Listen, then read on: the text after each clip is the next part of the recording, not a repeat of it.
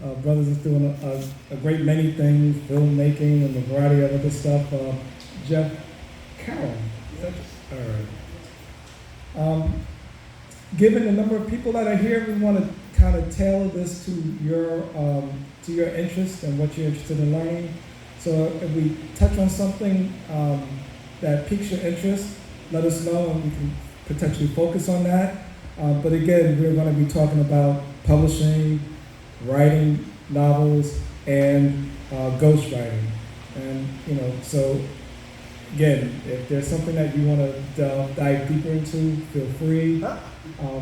So what we're going to do is start off by just having each person introduce themselves briefly and describe what they do, and we'll follow up that up with questions and other things that you might be interested in. Hi everybody, I'm Dr. Ruth Baskerville, Dr. Ruth. I am 46-year veteran educator administrator, retired twice, and I'm an author of 3 books, and I'm a ghostwriter of 67 at the moment, and I'm writing for 5 people right now. It's just my passion. And then I have a tutoring company, kindergarten through a doctorate. Anybody needing any help with academics? Thank you. My name is Janice F. Kearney. I'm a writer, longtime writer. Been doing it for about 20 years, but I often say I started it before I started school because I fell in love with writing at my father's knee, who was absolutely the best storyteller in the world. So my storytelling comes from my father, but I've been writing books since 2023. And I also am a ghostwriter. I've written several books with other writers or people who had wonderful stories, just needed someone to help them. I also am the founder of a nonprofit, the Celebrate Maya Project. In 2014, we started it after Maya Angelou's death. Few people know that Maya Angelou spent most of her childhood in Arkansas, which that's where I'm from. Stamps, Arkansas. So we started a nonprofit at her death because we wanted to make sure that her legacy lived on, especially in Arkansas. Thank you.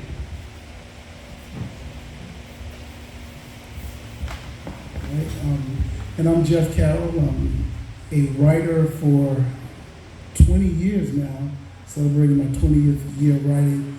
I'm a 12th grade English teacher.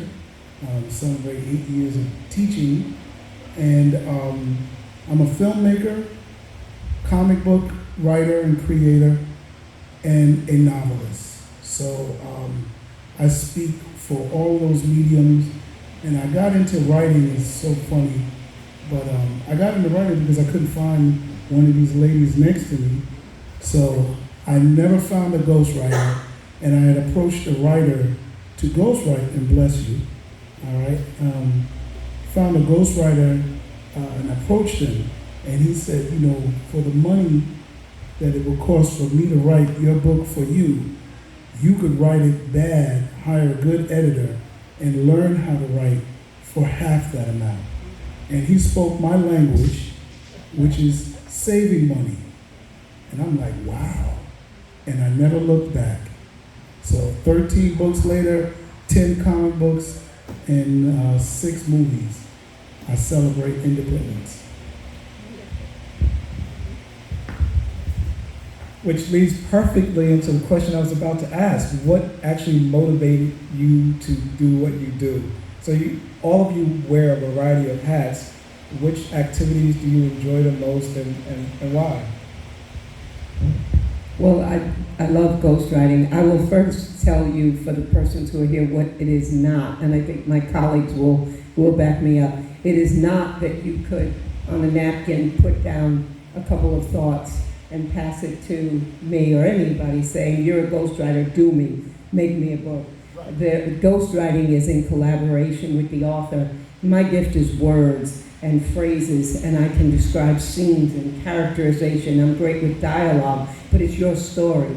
So a person who has a passion to get that story out, just like my brother here said, I do a combination, actually, editing, ghostwriting, but it will make the book pop but the book is yours. And what I love about it, for me, with all these authors that God just keeps sending me, is that they have an audience. They have somebody they need to touch. That's why they have that burning desire in the first place. So I like to think that my purpose, and now I'm 75, my purpose is to help birth out those books, to help those people reach those people whom God wants reached.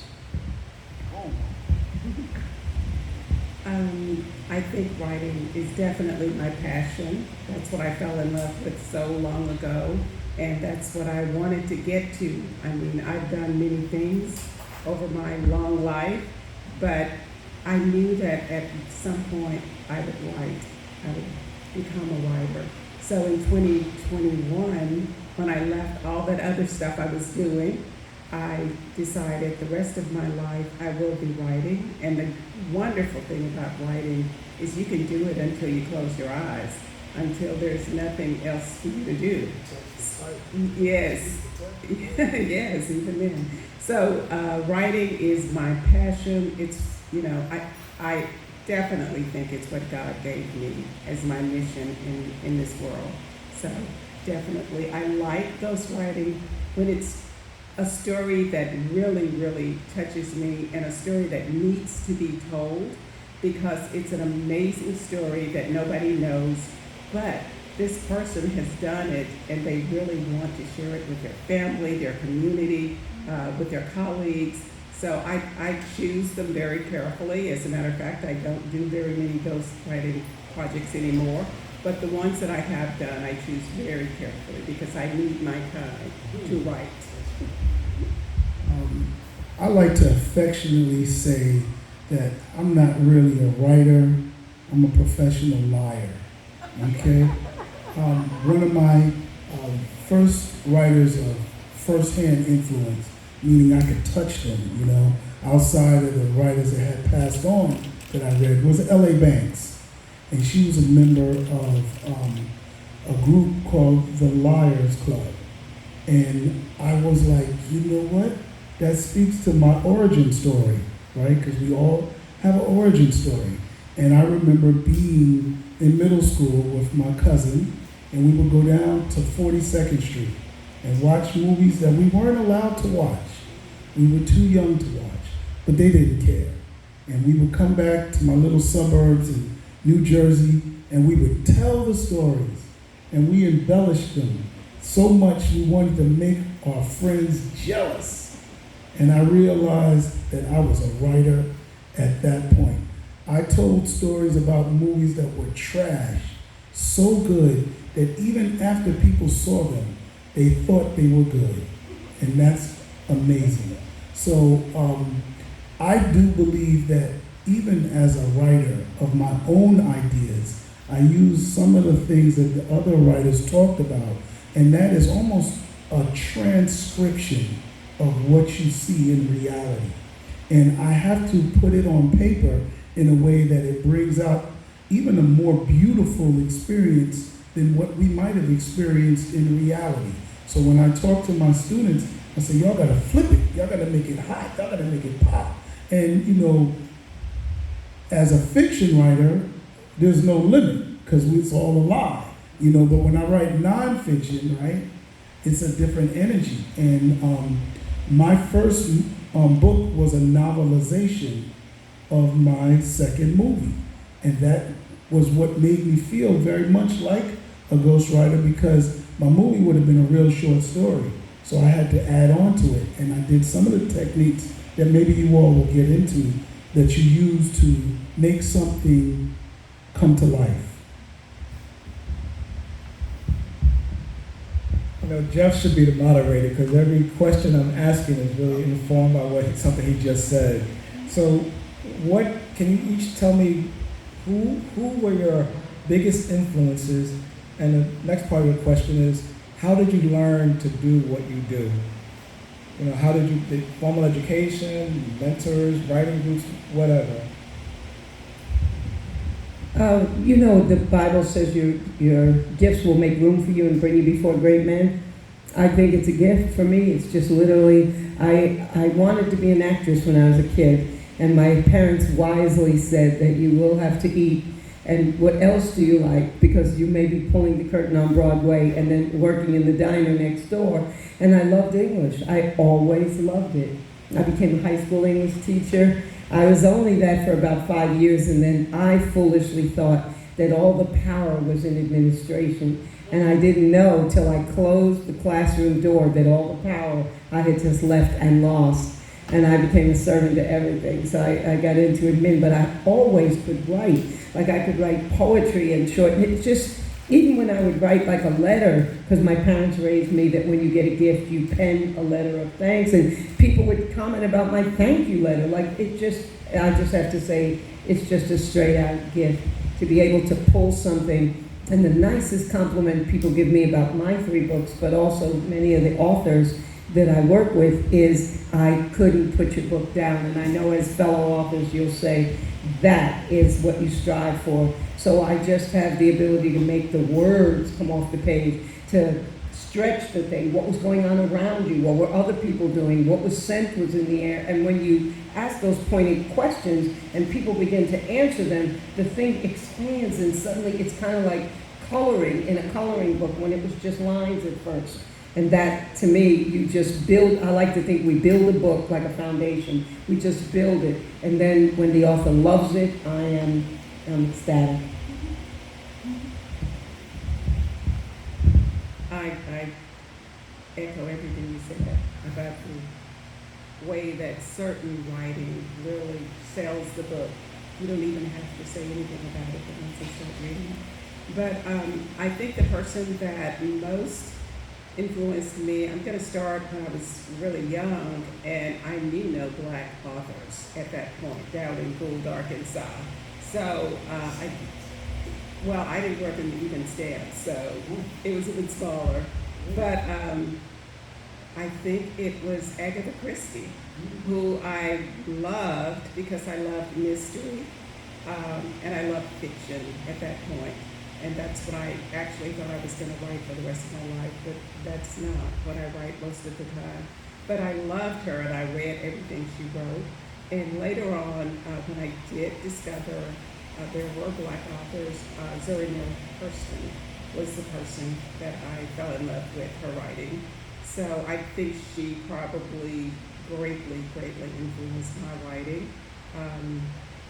And, Eudora Welty, who, most people may not know, she's a Southern writer. She's a white Southern writer. But I love the sparseness of the way that she wrote, much like Zuri Neale Hurston's. So I think those 3 people, I love a lot of writers now, but early on, those were the writers that I kind of followed. But I guess the other part of the question was... How did you learn to do what you did? I think I was naturally a pretty good writer, and I think it was because I loved stories, and I listened so intently to stories when my dad told stories, and I was extremely nosy. So I think all of that helped me become a writer. I really listen. I have an ear for conversations and how people articulate things. I can even kind of feel things when people are talking. So I think all of that helps in my writing.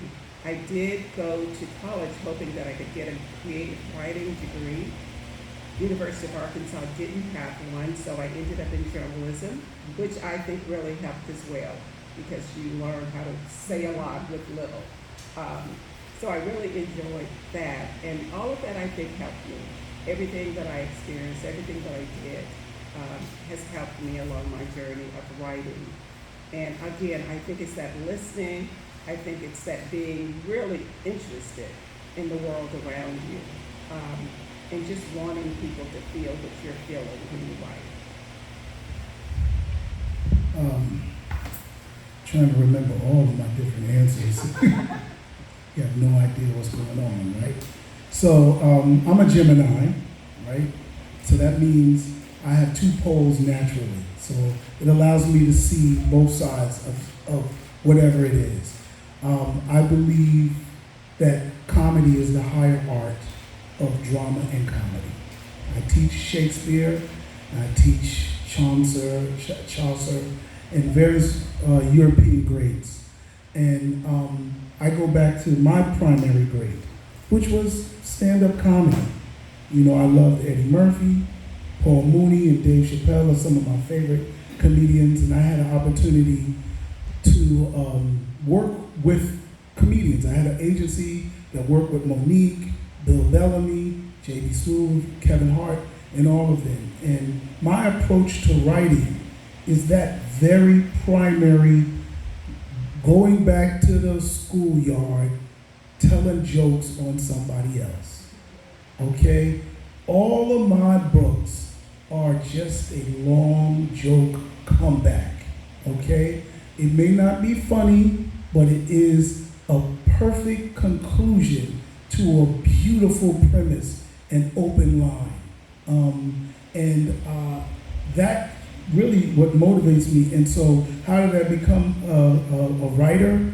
I wouldn't even say how did I become a good writer, because I think writing is a craft that is not really ever complete. It has to be fluid. It has to grow, almost like how Bruce Lee does his martial arts. What he does today may not be what he does 2 years from now, because he's learning, he's growing, moving with the environment. I remember when I met a science fiction writer named David Drake.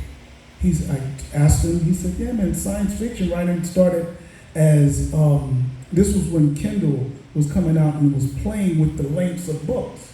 And I said, man, I just learned how to write 60,000 words. Now you're coming out with novellas that's getting published at 25,000. And what length do I write it? He said, calm down. When I started writing, science fiction was in magazines. And we had pages that we had to consolidate our stories to. Now we have 100,000 word fantasy books. And that gave me the idea that, yes, I have to be fluid. All of this is fluid. So when I do my comic books, 20 pages. I do comic strips. I do short stories. I take it on as a challenge. I remember learning how to write short fiction. Now I write what I call revolutionary fiction. So it's fluid. Again, Jeff's comments inform my next question. You have over a century of experience here, and during your long careers, things have changed. Even on my website, when I started it, nothing that I did in 1997 would help me today, because the environment has changed online so dramatically. So I'm assuming that things have changed in the publishing field dramatically, or maybe not. So tell me what has changed and how you've been able to adapt to those changes. And if you care to share your thoughts on those changes, were they good, were they beneficial, or were they not so good? So I have to plead the fifth. I write. I can write just about anything. I can format a manuscript for a book, period. When I deal with what makes it, when you want to, bring pictures and you want to insert and you want to center, and I have a friend and I go to other people to get that done. My technology, I can pay bills online. I'm pretty good. I have not, even with my own books, I've been very blessed with just knowing lots of people, but have not moved myself to the level of all the social media platforms. But when someone has a service and they need, and I don't have, I'm very honest about what I can provide, but I always have a resource. And that's what 75-year-olds do. We have resources. My grandkids, they're resources. They know everything, and you can get it done. But you're right, things have changed. I know most recently I was reading about the robots that can produce a whole, there's a technical name, can produce a whole, but what they can never do is the heart. They can never capture the heart, the essence of someone. They can pull from millions and whatever of bits of megabytes and do all of that and give you a succinct paper. But the heart can only come from the writer who's experienced the drama, the trauma, the joy, whatever it is, that thing that sits on the paper that makes people say, I cannot I just had to turn the page again. I gave up bathing because I had to finish your book. You will not get that from that artificial intelligent manuscript. Okay, let me see. I started writing a long time ago, even though I wasn't a writer then. So I started writing before the computer was really in place. Typewriter, I was a horrible typist, so I did a lot of longhand writing. Can you imagine writing a book longhand now? So that has changed, and thank God that it changed. Also, the fact that I'm a self-publisher, independent publisher, whatever you want to call it, and that was very hard to do back in, even before 2000. I guess, it was hard to do. The way it happened for me, it was not intentional. I actually thought I was going to be a traditionally published. I had a wonderful agent from New York who was going to represent me and was very confident that my book would be picked up. But she told me it's going to be at least 2 years because there's a couple of other books out there, which means there's a couple of other Black women that are writing books, something like yours. And we can't have, that many books out there. So I said, gosh, I'm so lucky to have you because everybody told me you're the best and I really would love to stay with you. But my dad is 98 years old. And my dad it was a love letter to my dad. So I really could not wait 2 years. My husband and I decided we were going to create our own publishing company. And that's what we did. I mean, I had taken courses in publishing, 2 years of publishing. I had no idea why I did it, but I did it. So I did have that to fall back on. And we knew people who were into the business. What I knew is that I'm like you, I'm a writer. I don't have all those other talents, but resources. You depend on other people. You depend on editors. You depend on cover designers. You depend on layout designers. I can't lay out a book. I mean, I can do it a little better than I started out, but that's not my forte. So printers and publicists and marketers, you depend on other people to do it. But thank God now we can become publishers of our own book. But for quality books, we should always remember we cannot do it all ourselves. We should never try to edit ourselves or do things like layout design and cover design because it's not for everybody. But I think that's the way it's changed. There is more opportunity, but we just have to remember the responsibility to good publishing when we decide to do that. That's I don't even remember the question. I know. Okay. So how I got started writing. My mother was real good at giving me assignments to do for I don't even know what the reason was. And I liked the Apollo Theater. I liked entertainment. I liked Michael Jackson. And she said, there's a Black newspaper that I write for. If you go to the Apollo on Wednesday night and you write down what happened, who won, you make it sound interesting, I'll get it published in the newspaper. So I did that. Michael Jackson had a concert. I wanted to go to it. I'm a little high school writer. I got tickets to go. It was in the nosebleed in the station, but now I'm getting the benefits. And then when I was in college, I continued writing and going to the amateur night. That became my first job after college. I worked for the Apollo for 15 years, all through that. But I started writing in '84, for the high school, when I was in high school. So when I wrote my first screenplay, it was on a spiral notebook. And I scented it and wrote the areas for dialogue, just like you would do, mailed it to the filmmakers. They made their notes and mailed it back and we made the movie. So now I have editors that give me my Word document with accept and revise and all the comments on the line. And now I'm typing everything. I remember when I wrote my first manuscript, I used to write the chapters and then let my wife read it. and then go type it up.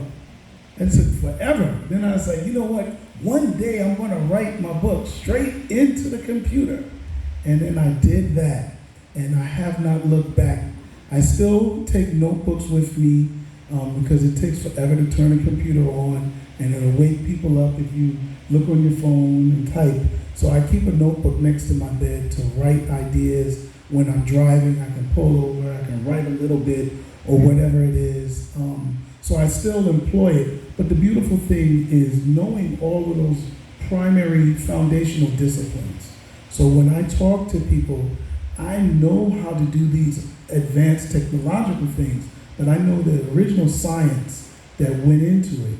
And now that helps me better with the things beyond writing, but I know how to write before Grammarly, and then before spell check, and those things may not be big, but they do have an impact on people who are learning along with that technology. So the technology is definitely had an impact on my writing, but it's a fluid craft, so it allows me to do more things. So that's that.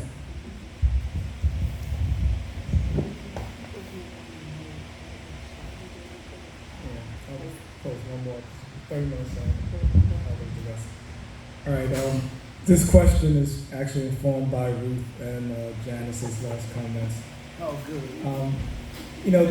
As a bookseller, I often deal with self-published authors, many of whom have done everything. They laid out the book, they edited themselves, they wrote the book, and it is almost always reflected in the product and reflected negatively in the product. And, again, as a bookseller, I don't really comment on that unless I'm asked. But from your perspective, we already know that you advise writers to have the book professionally edited, have a person do the cover design and the book layout, but being aware of all of these activities that's necessary to produce a book, and then we haven't even talked about the business aspect of it, marketing, promotion, publicity. Can you talk about what you know about this in terms of getting books into the hands of readers? Do you do market research before you write a book and try to target a market? Once you write a book, how do you identify the people who will most likely enjoy the book and reach them to get those books into their hands? How important are bookstores? How important is the web, social media? I hear TikTok is an absolute must. But in terms of what you do in order to produce the product, what do you think is most important? That's a lot of questions. When I first talk to an author who has this burning desire in their belly to produce something, they feel they've got to get this book out, they have a story to tell. The first thing I always ask is, who's your target audience? It's very important that you narrow that down, because you're not really writing everything for everybody, or basically you're writing nothing for nobody.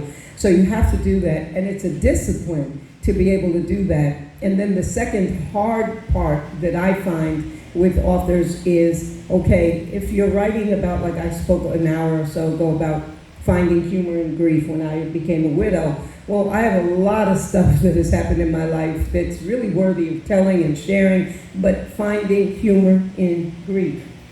What goes into that book? The title tells everything, and a reader has a right to expect that that's what the book is going to be about. So all this other stuff is either another book or no book, but it is not in that book. So that if you can get persons, and that's why I think the intro or the preface, whatever they call it, is so, so important, because it's, why did I write this? Who do I want? And what do I want you to get? So I'm giving you kind of the end at the beginning. If I can put that succinctly into a page, page and a half, and that's my beautiful intro, people who pick up the book and read that, they can make a decision that this speaks to me. And that, I think, is the key. As far as the other end of it, many authors have a hard time. I started out having a hard time. So now I wrote this book, and they have the feeling that once you write the book, you birthed a baby, But you forget that those of us who have birthed babies or raised babies, we got them till at least 18. There's no such thing as, I'm done. The baby needs everything. And so there are publicists, there are people who do this professionally, but I have discovered a little bit expensively that you are your best marketer, because even a publicist is coming to you to say, well, what's it? They're going to ask you everything anyway. So the smart thing to do, I tell authors, make a concentric circle like this. Who's in my immediate family? Who do I know? Everybody Baskerville, every single Baskerville that's connected to me needs my book. I don't care where they are, distant cousin, twice removed. I need to make sure that they all get my one-page blurb. This is what it's about, this is what it costs, this is how you get it, and you're a Baskerville. And that's one thing. And then, do I belong to a block association, a civic association, a fraternity, sorority? Where else do I have footprints? I'm a former retired principal and central office person in 3 states. Don't you know I tapped all 3 states? Anybody whom I knew. And places like this where we network, and people who say, you'd be a great speaker in my whatever. And so we go to these other places, and it builds, and the circle gets wider and wider. And to me, that is the most immediate way. Now, I already pleaded the fifth about social media, but there's a lot to be said for social media. So I'm going to let my younger ones here get to that area in terms of marketing that book. Wow. Ruth, I think you covered just about everything, really. So I agree with everything you said, knowing who you're targeting your book at, knowing why. I asked the question, why are you writing this book? And I'm a person who will not help anyone write a negative book or a revenge book or to tell the story about something horrible that happened to them. Those books are fine for someone else to write, but I'm not going to help a person write that book. So I want to know why you're writing the book. I want to feel good about it because I'm taking time away from my writing to help you with the book. I also want to know whether you have any idea how much you're going to have to sell this book. Yes, social media will help. Yes, having a circle of people that you can go to helps. You are the first marketer of your book. You. So if you're not ready to be the first marketer of your book, you should not expect to get anything out of the book. You can write the book if you want to, but if you have no plans of marketing it, of doing anything to help it sell, you should maybe wait a while to do it. Because it is a business. Most people don't do it just to say, I've got a book. Most people don't. So I think that knowing why you're writing it, knowing that it's going to be important for you to know your circle and know what you're going to put into it to sell the book, I think is important. Also, I had another idea after you talked, but I've forgotten it, so I'm not going to say that. But I would also say social media. You mentioned social media. I knew nothing about social media because, at a certain age you just don't, because it wasn't there when I first got started. But I have had to learn. So that's the other thing that I tell writers. Evolve. Don't sit there and say, I don't know how to do something. If you're calling yourself a writer and you need to get your story out there, learn some things. I am almost 70, so definitely you can learn.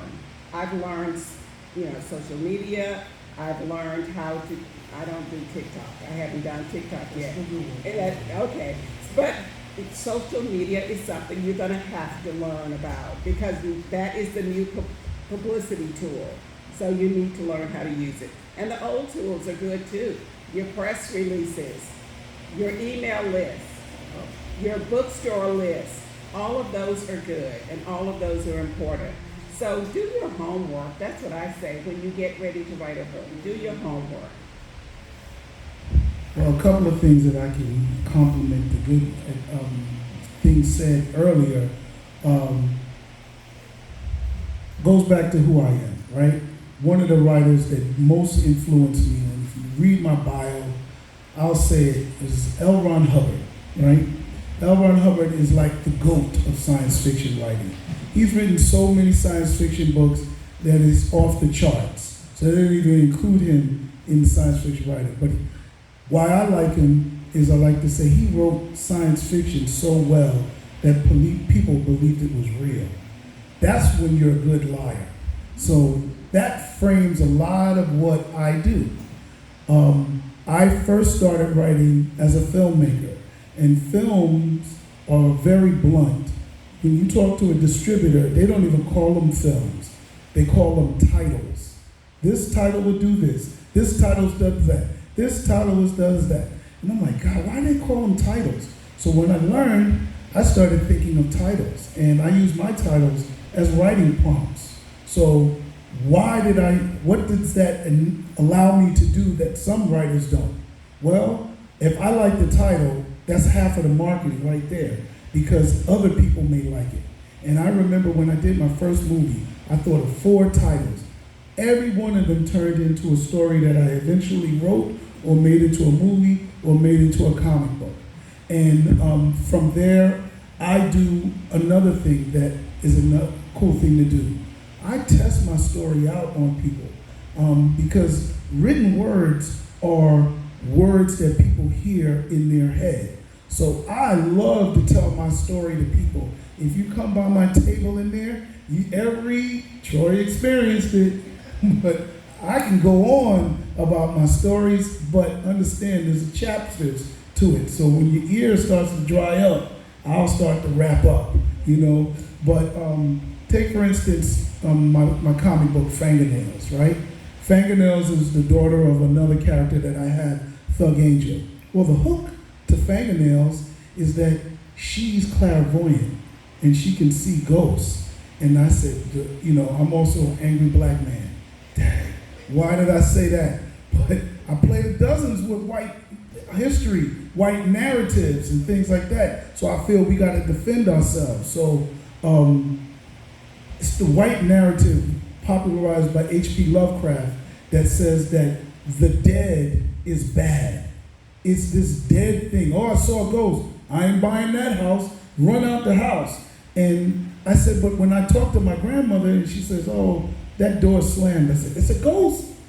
Let's get out of the house. She said, don't worry, that's just your grandfather. And I said, wow, we have a different interpretation of the post world. Now we saw it in Black Panther. We call it the ancestral realm. So my girl is clairvoyant. She knows the truth. She can see that all ghosts aren't bad. And that's the premise of this comic book. And guess what her nemesis are? The Ghostbusters. Okay? And that is, to me, poetic. You understand? Because it came full circle into a beautifully marketed piece. I understand what Troy was saying. In science fiction, our whole goal is to answer the what if this goes on, if this had happened. Those are the 3 primary questions in science fiction. I believe it's the most speculative and most needed thing for black people, because we got to start thinking about the future. But again, all of those are marketing things that drive your press release. Why did he write it? He had something to say and warn us about the future. Just like the people, and it's not negative, because we're going to talk solutions. We're going to live in it. We're going to find out how to deal with it, just like an engineer. So anyway, but yeah, I'm with you. All right, thank you. We have just under 20 minutes left, and I did want to absolutely open up the floor to questions. I'm sure some of you, again, there's over a century of experience at the table. Please pose it. Yeah, almost 200 years of experience at the table. A quarter of a millennia of experience at this table. Not wearing diapers yet. No, but please, if you have a question, just raise your hand and speak up. If we all can't hear you, I'll rephrase the question. So, are there any questions? I have a question about transitioning to become like a ghostwriter or a content editor. I'm actually a newspaper reporter and editor. I work for the Daytona Beach. So So I'm always been asked to edit a book, and I'm comfortable proofreading a book, but how do I get the tools or more tools to be able to really write? I can edit a new story, I can write the top of them, rework them, but as far as enhancing it, I find that kind of challenging. So I'm wondering how do I transfer my technicality? Yes, did everybody hear her question in the back? She said how to transfer from the grammar part, fixing up something so it looks grammatically correct, but to content editing. How do you make it spicy? Correct me if I'm misquoting. How do you enhance, that was your word, enhance the story to make it that thing that pops, that readers say, oh my God, I loved your book. For me, I go back to, it's so simple, I go back to the 5 senses, touch, taste, smell, hear, whatever sound.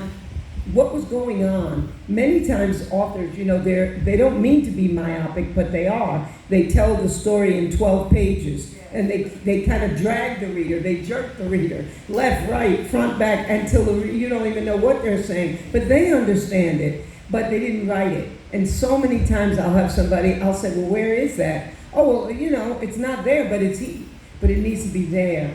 And so I just go to the senses, and especially if something is happening that, I use something silly and obvious like a scream. If there's a scream, all of us are going to react to the sound. We just are. And so if you're the main character and you say, you jumped, well, so did some of us, and some of us ducked, and some of us stood ready to fight, and so on. Well, all of that goes in the book, because that way the reader gets that full flavor, like stew. I want all the flavors in this thing that I'm tasting. And so my job, or your job, should you decide to accept it, is that you would then go back to those same 5 senses and say, okay, it's grammatically fine, it looks okay, but and so now I need something else. What were you feeling? Who were you looking at? Was somebody watching you do whatever it is, say whatever it is? And once you add all that, and especially if you're doing fiction, because you have license, then you can make up stuff. Like you said, a liar. You can do all of that if it's fiction. So that's when you add those other pieces in, and now it's still perfectly written, except now it's exciting. Storytelling is the essence of every human being. When you can add that anecdotal or that dramatic something, then that's the magic. Very quickly, I read everything I write out loud. Everything. And that is how you know how it's going to sound to someone else. Does it make any sense to you when you read it out loud? Is it interesting? Is it exciting? A lot of times we write as writers, write as a person who is talking to a friend, someone who you care about, someone who understands your, the way you talk. When you're writing for a writer, most times it's sounding to like a journalist, maybe. So read your work out loud. If you're writing a story, read it out loud. Let someone else hear you read it, and make sure it sounds credible. Make sure it sounds like this makes sense, and this, I can feel this. If you feel it, that makes a difference. So here comes the Gemini, right? The Gemini to the table. I'm self-taught, right? And I'm self-taught how to talk with my hand. That's writing. But I've learned also communication. And that's something that people don't really teach you. So when I teach English, I tell them that this is an English class by title, but what we're really learning is how to communicate. How to communicate with our hands, almost like a court stenographer, but even more than that, because I want it to be interesting. I want it to be entertained. Some of you all are boring. Talking to people, even some people don't pick up on it then. So you have to learn how to talk to people, in my opinion, to sometimes help your writing. It depends on what you are doing. A book Think of it as an audiobook. You listen to this person talk for 8 hours. If they're boring, what? And see, for me, as a speaker, I employ language and inflection and volume and speed. There's other techniques that are employed in prose, but also think of poetry, think of other things. Like one of my favorite books is written in newspaper form. It became a movie called World War Z. It's one of my favorite books, but every chapter is like a movie, like a magazine interview, because these people went through the zombie war, and the reporter is talking to them, and he's telling them, tell me your story, and then the character goes on and rambles. It's very much like what I just taught my students in The Wife of Bath Tales, one of the very early European great writers. The woman tells a story within a story. Another one that you might want to check, Stephen King. And I don't know what genre you're writing in, but understand that with science fiction and fiction, there's so much more freedom that I find, because you can do wild things. Like if you read the book that the movie Carrie came from, it's not written in prose. It's written in medical records from the school site social worker, and it's made interesting, and they break from that. Another good one is the movie Precious. The original book was Push. It's not written in prose form. It's written by a therapist, I believe, and she's chronicalizing these girls' experiences. So sometimes that may make it, but to know all the things that are out there, it's like anything else. You got to read to write, because people are inventing new things every day, new spins on old things, and you want to know how to do that to be fresh to the market.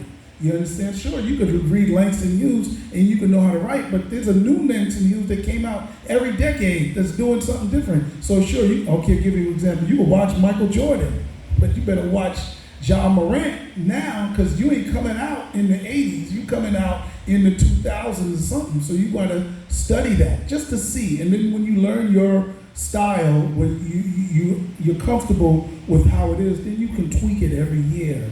You know, chapters have gotten shorter. Some people use longer chapters.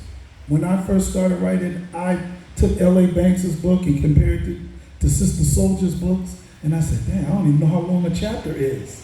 You know, and then editors help you as well. So, or beta readers, or writers groups. Those are all techniques and tools that you can use to do whatever you need to do to get to where you feel you need to be. Because everybody comes in with different skills that they have to get to this point where people will read it and not put it down. Very good. Are there any more questions? Okay, up in the back. All right, I'm going to throw the skunk into the room.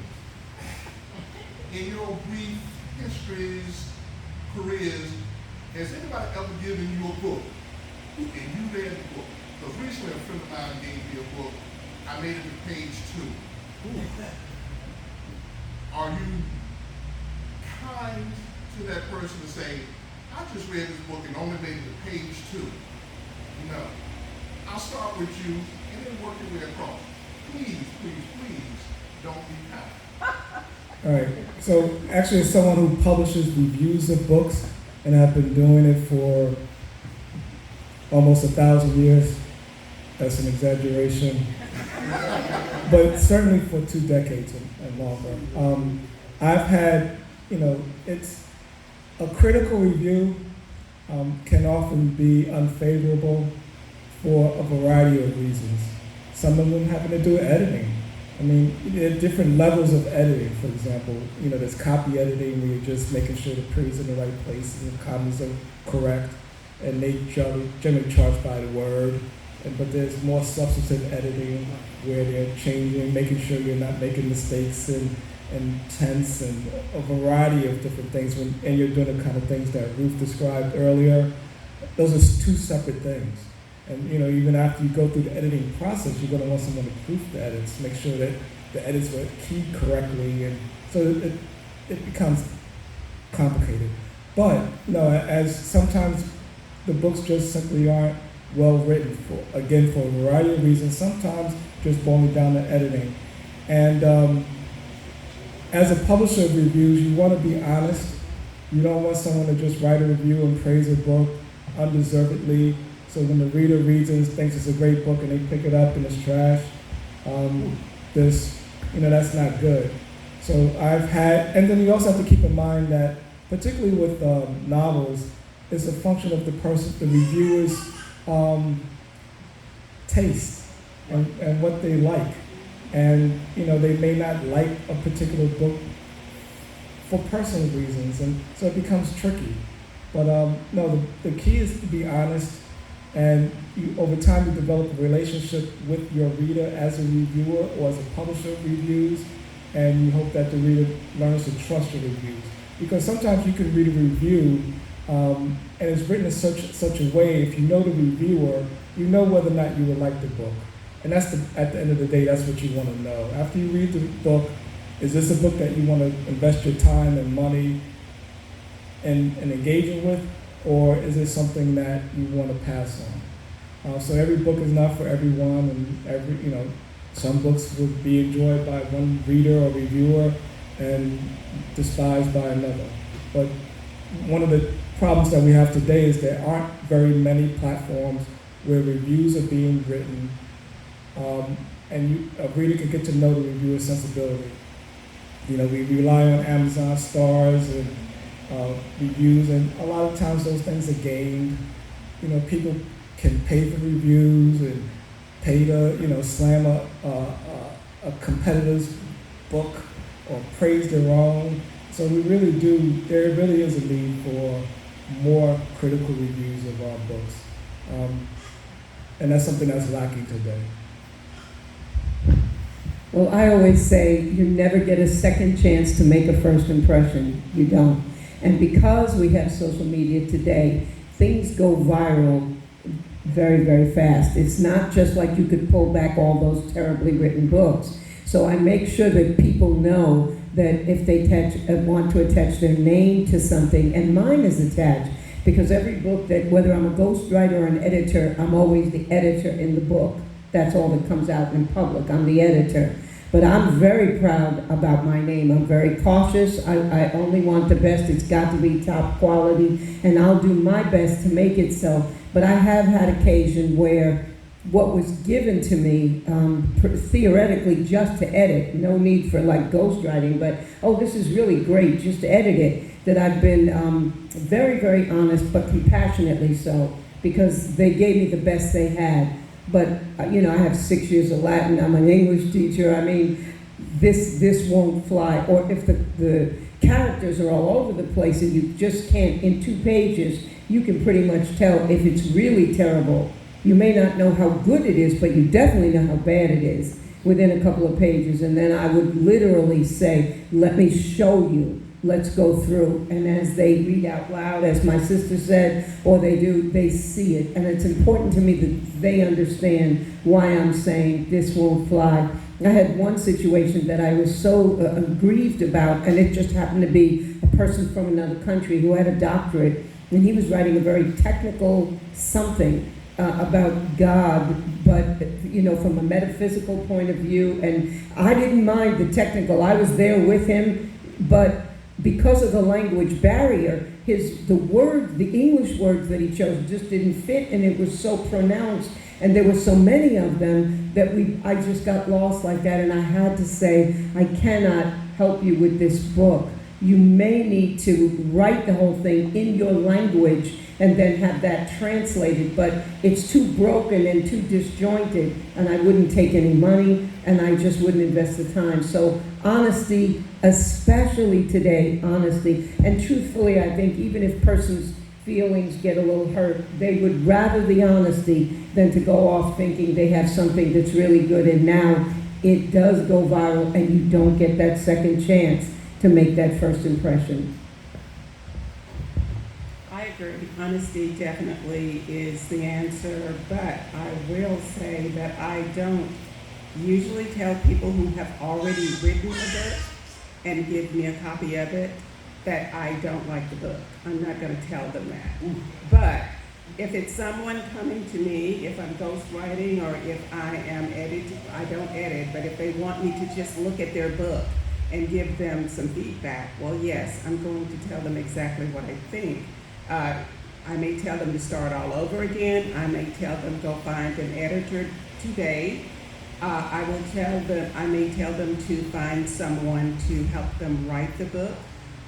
And we consider whether this is the direction that you want to go. So I'll be very honest with someone who is actually wanting to write a book. But someone who's already written a book, I will not tell them, I don't like your book.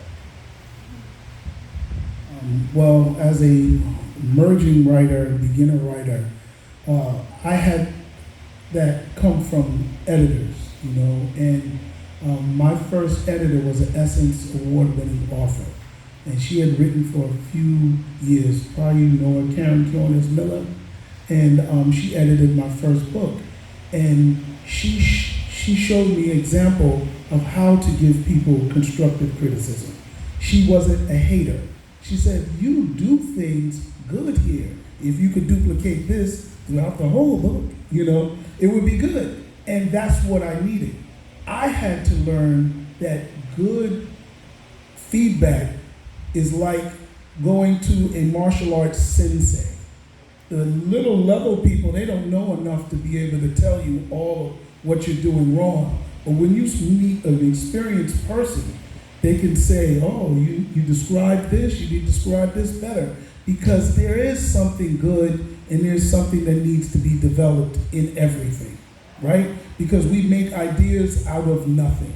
In my writing class, we do a writing prompt, which is just a picture, okay? So we start with nothing. So you have something, you just need some other things. Sometimes I do a writing class where it's world building, and I say you're building a brochure. It's a series of questions that you have to answer. When I was submitting this book, the editor, who I was like a diva, and I don't talk about him, but he said, why don't you give me a book on interviews of all of your characters from your book? And I was like, oh my God, that was irritating, but what I did do was helpful.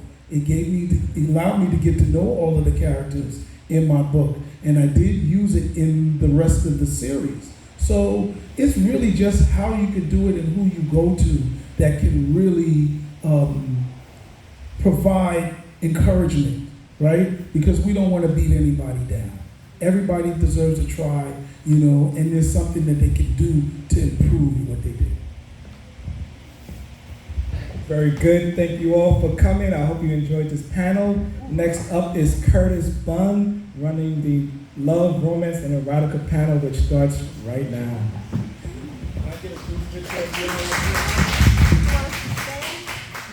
Stand. Yeah, we ran over a little bit. That's okay. Did you start on time? We did. Wait.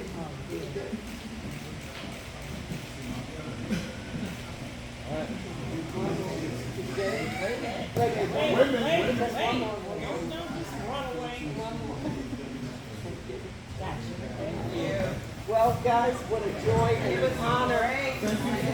Joy learning from you. You will. Question I didn't get to ask.